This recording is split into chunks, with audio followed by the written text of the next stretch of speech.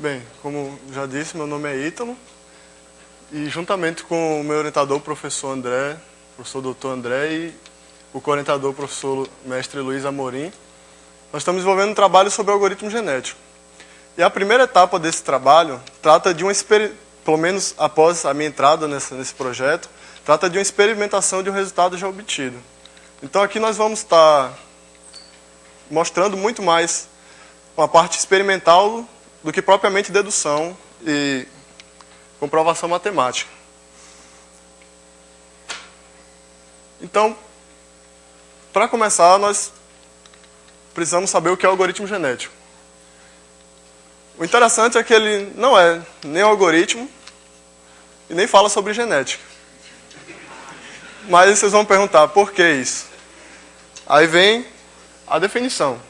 Algoritmos genéticos é uma classe particular de algoritmos evolutivos que usam técnicas inspiradas pela biologia evolutiva, como a hereditariedade, a mutação, seleção natural e cruzamento. Então daí vem o genético, porque ele se baseia na ideia da evolução de Darwin e a questão da hereditariedade que foi dita por Mendel. Então vamos tratar agora de algumas definições. Como a gente quer otimizar funções, então a gente tem uma função que a gente chama de função objetivo, que é de ômega em R. Só que essa função, ela tem algumas restrições. Como eu disse no início, é um problema de ordem prática, então essas restrições são perfeitamente aceitas para o problema que a gente quer resolver. Primeiro, a função tem que ser positiva, exatamente pela forma que o algoritmo lida com o cálculo das probabilidades. Vocês vão ver mais na frente, a parte da seleção é exatamente o que faz a gente ter essa necessidade. Na prática, isso é muito fácil, porque a gente tem a função, a gente tem mais ou menos uma noção do espaço que ela toma. Então, se a função for negativa, basta a gente adicionar uma constante. Adicionar uma constante na função, ela vai se tornar toda positiva. Além disso, o algoritmo genético ele é um algoritmo de maximização de função. Só que a gente pode também transformar ele no algoritmo de minimização da seguinte forma. Só a gente perceber que maximizar f de x equivale maximizar menos f de x equivale a minimizar f de x.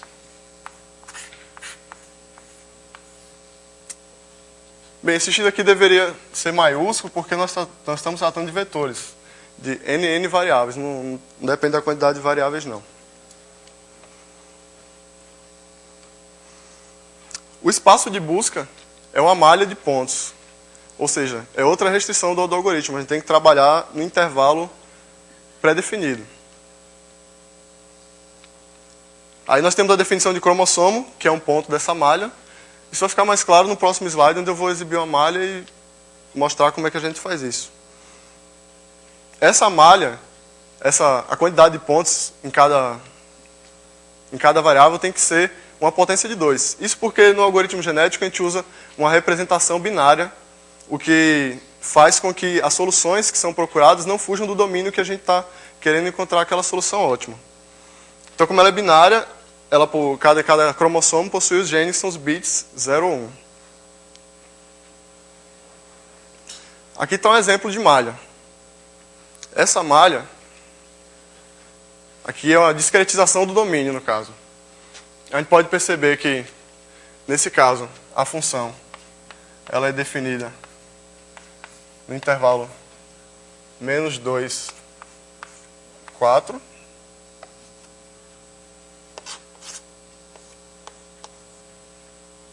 A resposta vai ser sempre em R, no caso dos algoritmos. Nesse exemplo aqui, a gente quis dividir o domínio em 16 pontos. Tem que ser uma potência de 2, como eu disse.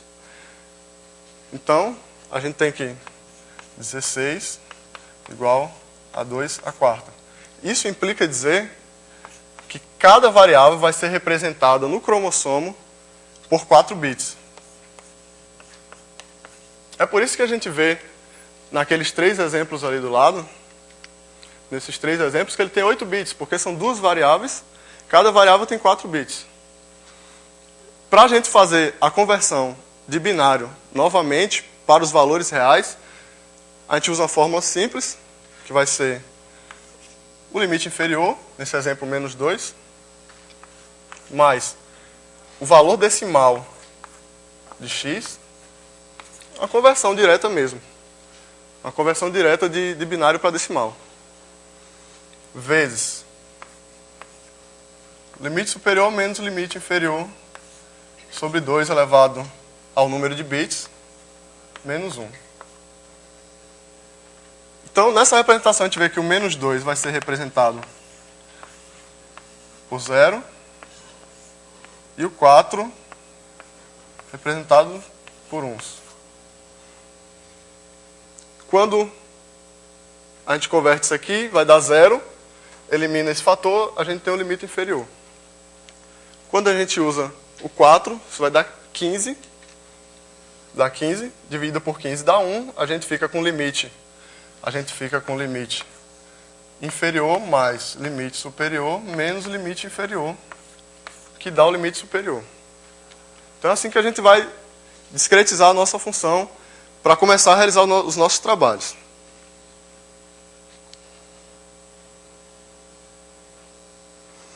Aqui eu vou explicar cada etapa do algoritmo genético em si. Só de ver aqui, vocês vão entender que o algoritmo genético não é um algoritmo específico. Você não pode escrever um algoritmo e dizer, esse aqui é o algoritmo genético, mas sim, ele utiliza a ideia do algoritmo genético. Então a gente cria a população inicial, e para isso eu tenho que definir a população. Então, a população vai ser um vetor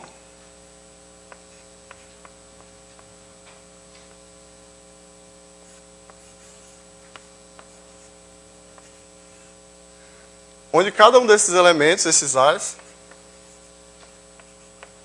é um cromossomo, que já foi definido anteriormente.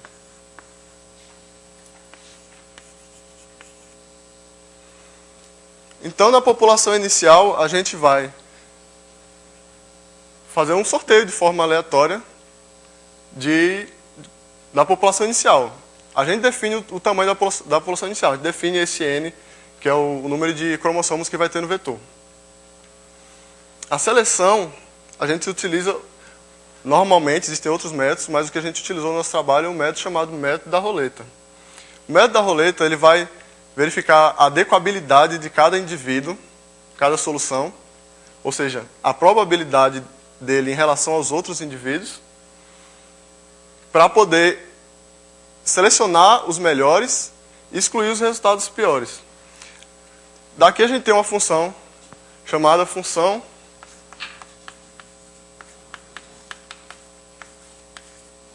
de adequabilidade.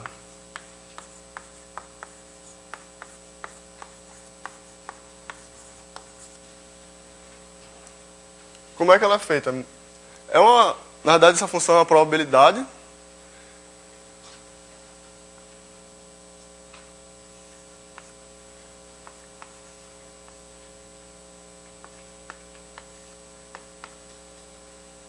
A entrada dele é um cromossomo e a gente tem assim a nossa função objetivo avaliada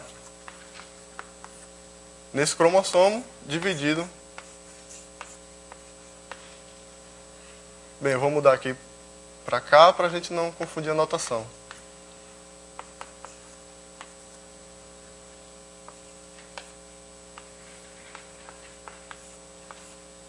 Essa função é claramente a probabilidade, e com ela a gente consegue designar a probabilidade de que cada cromossomo tem de ser escolhido para a próxima população. Aí com ela a gente constrói esse gráfico de pizza, que é o que é chamado de roleta na linguagem de algoritmo genético. Aí a gente vê aqui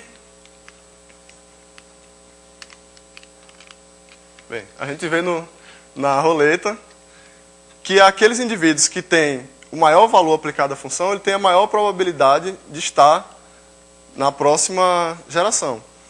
Mas aí vocês me perguntam, por que não excluir os piores resultados? Já que a gente já tem o melhor, por que a gente não exclui o resto? Porque aquele que ainda não é o melhor daquela população, ele pode ter alguma informação, ou seja, algum bit, alguma parte do código dele, que seja importante. Mas a outra parte dos bits são os que fazem a função não ficar com valor tão alto. Aí com esse método da roleta a gente escolhe uma próxima população para entrar no cruzamento. O cruzamento é representado por essa segunda imagem. Por essa segunda imagem, o que é feito? A gente tem uma probabilidade de cruzamento. E com essa probabilidade são escolhidos indivíduos que vão participar do cruzamento. Depois, agrupados 2 a 2, são feitos casais. E a gente faz aleatoriamente a escolha de um bit. Nesse exemplo aqui, o bit é o terceiro, é o bit de corte. E a gente vai inverter a segunda parte para criar os filhos. Esses filhos vão estar no lugar dos pais na próxima população.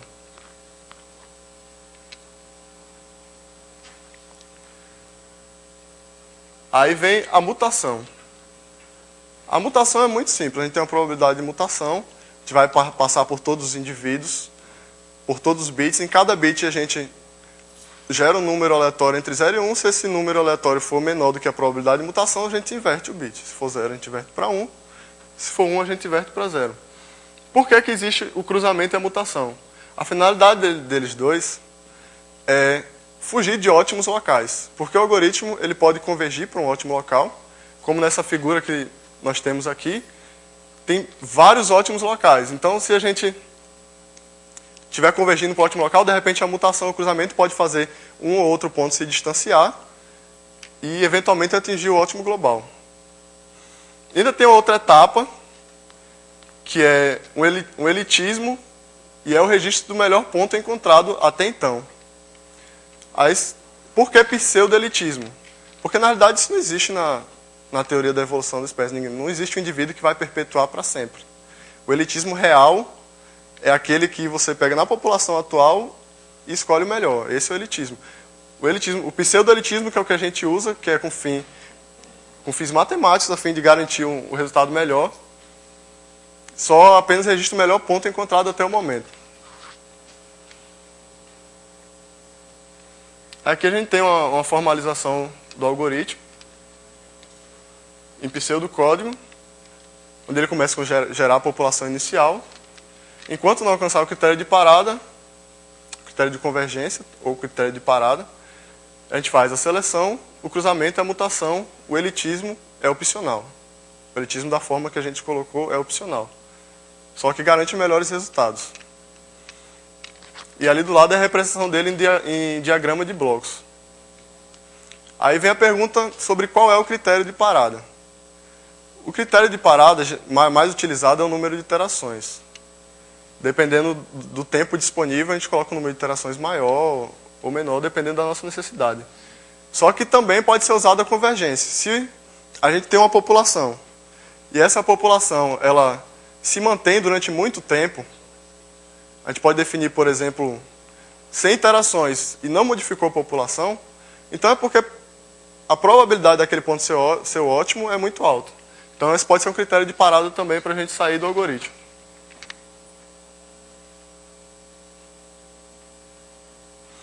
Com aquele algoritmo a gente pode perceber o quê? Aquele algoritmo é só um parênteses, aquele algoritmo é só uma iteração. Então numa iteração a gente faz a seleção, cruzamento, mutação, elitismo. O que a gente pode perceber? Que a nova população que vai para a próxima iteração só depende da população atual. E também é importante observar como existe a probabilidade de mutação e a probabilidade de cruzamento aplicadas nesse algoritmo. Então ele não é determinístico. Agora, qual é o processo que não é determinístico e que o próximo passo só depende do atual. A gente vai ver que esse processo é aquele que obedece à propriedade markoviana, que a definição é exatamente essa: dado o estado presente, o futuro é independente do passado. Ou seja, o que nós podemos concluir? Nós podemos concluir que é perfeitamente possível modelar o algoritmo genético como cadeia de Markov, devido a essas características que ele tem. Nesse caso, a gente vai ter uma matriz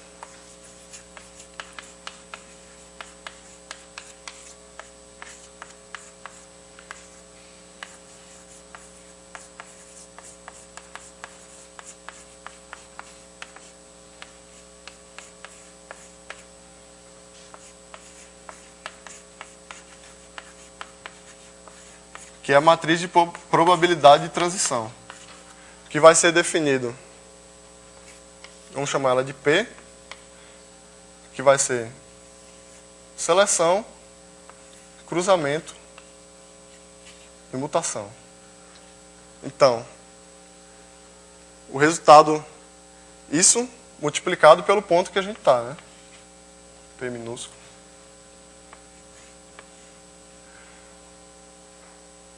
Então, a gente vai multiplicar o ponto atual. Ele vai passar pela seleção, pelo cruzamento e mutação. Essa é a nossa matriz de probabilidade de transição. Desculpa. Aqui vem outra definição. Quando os parâmetros PM e PC, que é a probabilidade de mutação e de cruzamento, são fixos, nós temos um algoritmo homogêneo. Consequentemente, a cadeia de Markov é uma cadeia de Markov homogênea. E não homogêneo no caso contrário. No nosso estudo, o foco, o interesse é provar, na verdade já foi provado matematicamente, a gente quer trazer resultados computacionais que comprovem esse resultado matemático. Que o algoritmo genético não homogêneo traz resultados melhores do que o homogêneo.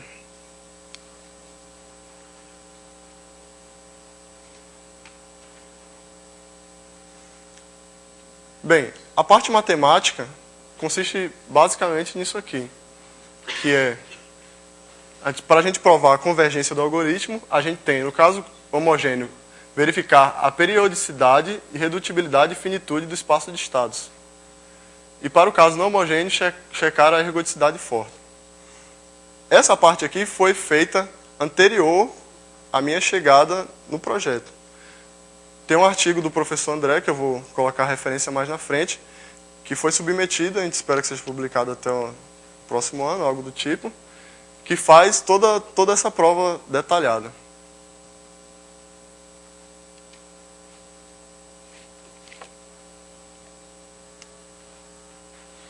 Aqui é um exemplo bem simples para entender de forma prática como funciona. Aqui a gente tem uma população de 3 indivíduos, 3 cromossomos.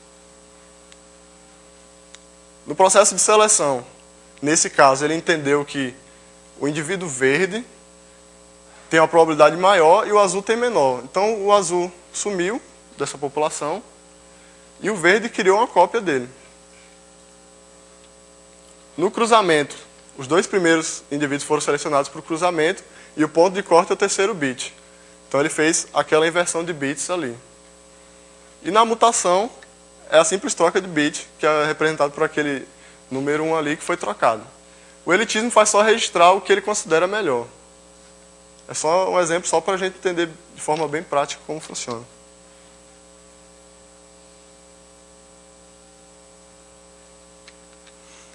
Bem, qual foi a nossa motivação? A motivação geral é o simples fato de que o algoritmo genético é uma função de otimização. Como é uma função de otimização, ele tem uma vasta aplicação. Qualquer problema que possa ser resumido numa função, respeitando aquelas restrições, a gente vai poder tratar com o algoritmo genético com alta probabilidade de alcançar o ótimo. Aí tem uns exemplos, só 4, mas a gente poderia listar muito mais, no setor de petróleo e gás, telecomunicação, sistemas de controle. E tem motivação específica, que foi verificar computacionalmente os resultados demonstrados no artigo elaborado, no caso pelo meu orientador, com 2 outros professores lá da UFRN, o qual prova a convergência quase certa do algoritmo genético não homogêneo, elitista para o ótimo global.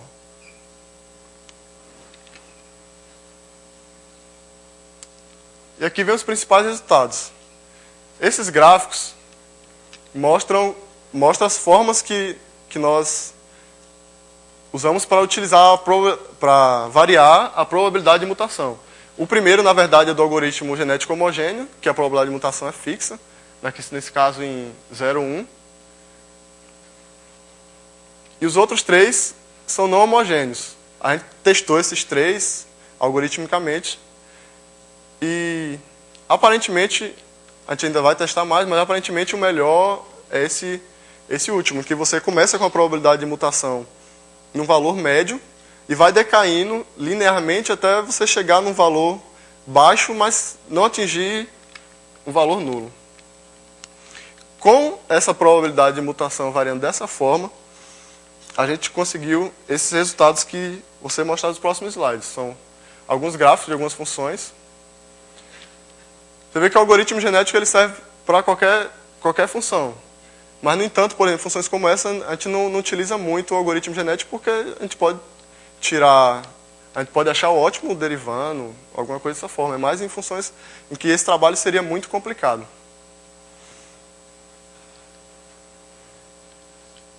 Essa função aqui é aquele gráfico que eu mostrei anteriormente, que é como esse aqui, que é uma superfície com vários ótimos. E mesmo assim, o algoritmo genético se saiu relativamente bem. A gente nota que, em relação ao homogêneo, além dele estar sempre superior, ele ainda chega no 100%, bem mais rápido do que o homogêneo. Aqui a gente tem outra função, um pouco mais complicada.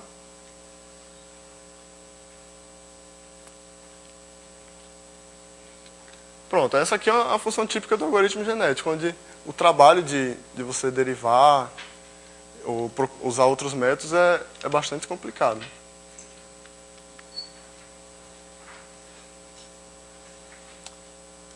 A nossa conclusão é, embora seja cedo, né, a gente precisa fazer mais experimentos, fazer mais comparações, é que já dá para se notar que o algoritmo genético não homogêneo realmente oferece melhorias em relação a encontrar o ótimo, em relação ao algoritmo genético de parâmetros fixos. Aí vem nossos objetivos futuros. Esse já é o passo atual, na verdade, que é realizar simulações comparativas entre o algoritmo genético e outros métodos heurísticos. Por exemplo, o método GRASP.